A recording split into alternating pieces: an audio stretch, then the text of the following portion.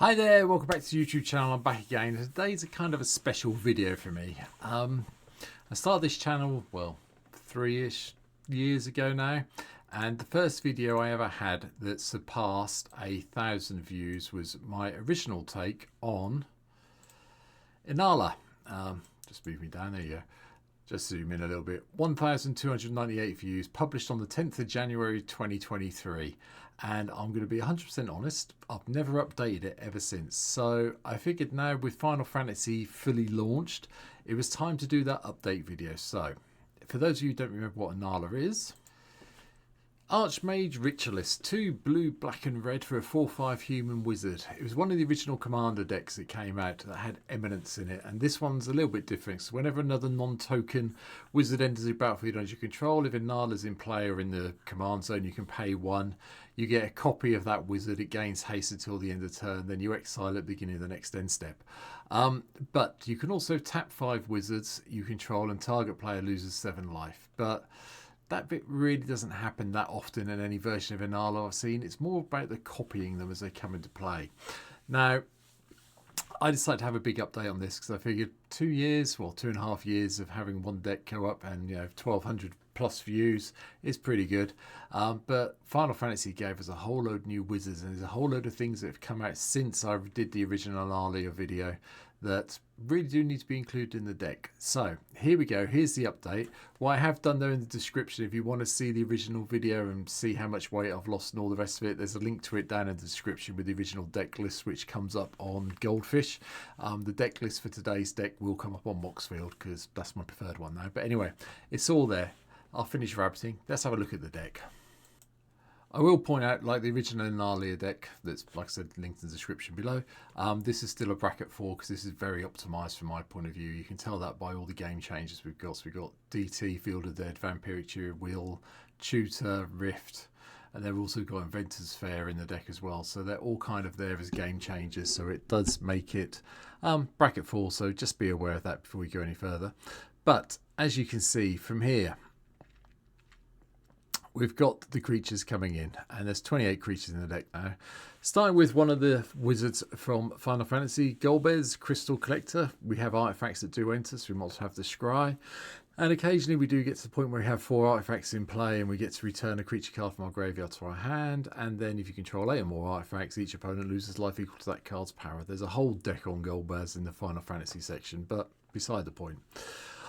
Harmonic Prodigy wasn't around when I did the original Inalla deck. It's here now. Doubles the triggers of any shamans or wizards that enter.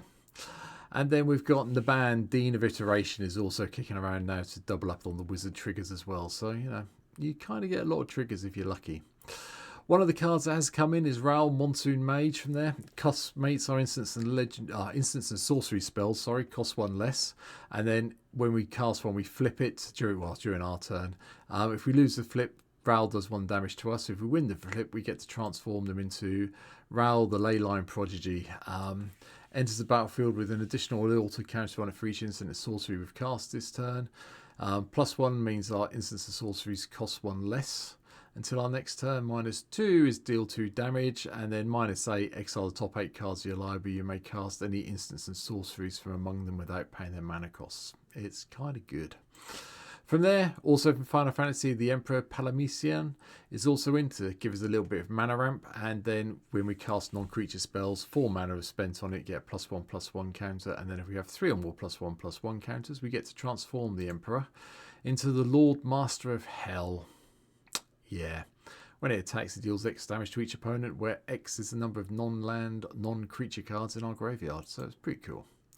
Go-Go, Master of Mimicry, also makes an appearance. We get to copy the target activated or triggered ability you control X times, which is nice. And then Irony, the Ironclad, I can't say this name. Ironcrag Pyromancer. Whenever we draw our second card each turn, deals lightning bolts anything on the board. Jorian, the Rune Diver, was around. Cast our second spell, we draw a card. But then from the Final Fantasy Commander decks, Lulu Stern Guardian makes an appearance. Whenever an opponent attacks you, choose target creature attacking you, get a stun counter on it. Then you get to proliferate your heart's content, which is quite nice. Quistis Trep from Final Fantasy also makes an appearance, so we can cast spells, instants and sorceries from any graveyard when it comes into play. And then Shantato, Tactician and Magician. That's a big mouthful for a dwarf. When we cast a non-creature spell, +X/+0 until the end of turn. If X is 4 or more, draw a card. Archmage Emeritus makes an appearance, so we get the card draw on the go. And then Black Waltz #3 from Final Fantasy also hits in as well. Casting non-creature spells basically shocks everybody on the board. Hermes, Overseer of Elpis, makes an appearance as well. Whenever you cast a non-creature spell, you get a bird, and whenever a bird attacks, you get to make, or whenever you attack one or more birds, you get to scry 2. Fine. Kuja, the gnome sorcerer, also the genome sorcerer, sorry, I keep saying it's a gnome, it's not, makes an appearance as well. As long as we control 4 more wizards on our end step, we get to flip them. You know, we get the 0/1 at the end step anyway with Kuja, so we can do the damage that way. But then flips into Trance Kuja, Fate Dignified. If a wizard you control would deal damage to a permanent or player, it deals double that damage in this stead. Really useful in this deck. Mizzet of these Magnus is also makes an appearance.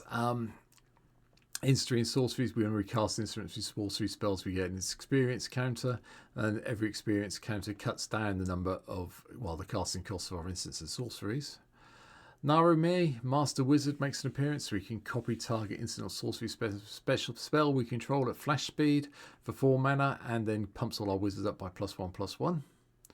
Obeka, Brute Chronologist, also makes an appearance nowadays, just so we can end people's turns when they're about to win. Just stops everything.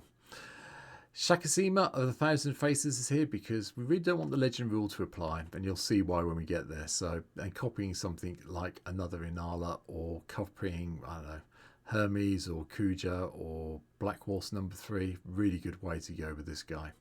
He is the only non-wizard creature. He's a rogue, apart from the summons, but even this summons a wizard with Summon Esperama in. This creature deals damage equal to the number of non-creature, non-land cards in your graveyard to target creature and opponent controls, and then it pumps your wizards up by +1/+0 for each of the following 2 turns until it vanishes when its counters go. The Wizards of Thay just has Myriad, makes our instant sorceries cost less, and then also makes our sorceries cast as flash speed. Archmage of Ruins from Foundations makes an appearance, again cuts down the cost of our instants and sorceries, and then whenever we cast one we draw a card. Fandaniel Teleporphysian comes in from Final Fantasy as well. Casting instant sorceries gives that surveyability, and at the beginning of your end step, each opponent may sacrifice a non-token creature of their choice. Each opponent who doesn't loses 2 life for each instant and sorcery card in our graveyard. Get them coming in, get them coming out. Never going to complain about it. Gandalf the Grey from Lord of the Rings is obviously here. Whenever you cast an instant in sorcery, choose one that hasn't been chosen. So tap or untap, 3 damage to each opponent, copy it, and then put Gandalf on top of its library and start it all over again. Kefka, the Court Mage, also makes an appearance. Each opponent sacrifices a permanent of their choice and they transform at 8 mana. And you get the Kefka, Ruler of Ruin. Whenever an opponent loses life during your turn, draw that many cards. You soon get to deck yourself if you're not careful when you flip it. But, yeah, end of the day, not too bad. Nekusa, the Mind Razor, had to be here. Yeah, this will annoy everybody. We're all aware of it, so we'll move on from there. Teller, the Great Sage from Final Fantasy, also makes an appearance. Casting non-creature spells gives us Colourless Hero. 4 more mana was spent to cast it. We draw 2 cards. 8 or more. Sacrifice Teller and it deals that much damage to each opponent. So, yeah, we want to just make sure we don't do 8 mana, really, to be fair. The other version of Kefka's in as well, the Dancing Mad, because I just love this card and I think it's hilarious, the whole random side of it. And that's it. That's the creatures taken care of. So, sorceries, 11 of them. Preordained, Serum Visions, DT, which I've already mentioned at the start, along with JW. Chain Reaction and Damnation to control the board. Then a couple of unusual ones for me. Echo of the Eons, so we can stuff everything back in and draw 7 when it goes pear-shaped. Along with Time Spiral, does exactly the same thing apart from it gets exiled and we get to untap 6 lands. Blatant Thievery, we just go and nick someone's stuff, which is lovely with wizards. Obviously the cost of the sorceries goes down with all the creatures, so this usually costs us 4 or 5. B, Blasphemous Accent from small board control, and the one reason I want to make sure the legend rule doesn't apply is Clone Legion, which you can see here. For each creature target player controls, create a token that's a copy of that creature. Yeah. Do you know how confusing it gets when you have copies of all these legendary creatures in play? Really, really confusing, but really, really fun. Instance, well, Mystical Tutors in to go and find us that instant sorcery we need, then opt for some card draw, Strict Serenade for some counter ability, Vampiric Tutor to go and find the thing we need, Counter Spell to control the board a little bit or stop the thing that's going to kill us, Cyclonic Rift is obviously here, Deliberate for the scry and the draw, Magma Jet for the damage and the scry, Mana Drain for the more countering, Smash the Smithereens to deal with that annoying artifact someone else is playing, or Chaos Warp to put that thing into their library and hopefully they don't replace it with something even better. Ether Sprites is here to give us a bit of protection from everyone attacking us, and then precognitive perception. Draw 3 cards, and we do it on main phase. We get to scry 3, then draw 3. So really good turnaround on this one. Artifacts, well, Elixir of Immortality, just shuffle everything back in when it goes pear-shaped. Soul Ring, Arcane Signet, one of each of the medallions, one of each of the talismans to help us ramp. And then we have both the artifacts that stop the legend rule apply. So Mirror Boxes here and Mirror Gallery. Technically, Mirror Box is a lot better than the Mirror Gallery, but they need to both be included just in case, so when we do the Clone Legion, we don't lose all our legends we create. And then the lands, there's 36 lands in this take on Inalla. All of the usual blue, black and red lands that you'd expect to see, and then a few other things like Arch of Ascendancy, Arch of Okaza, so we can draw the card. Field of the Dead makes an appearance now. Again, this wasn't available when I did the original. Oh, it might have been actually when I did the original Inalla one. I can't remember now. But anyway, Field of the Dead's here. Luxury Suite, the Battle Bond lands are all here. 4 of each of the basics just to keep that going. And that's it. That is my whole updated take on Inalla.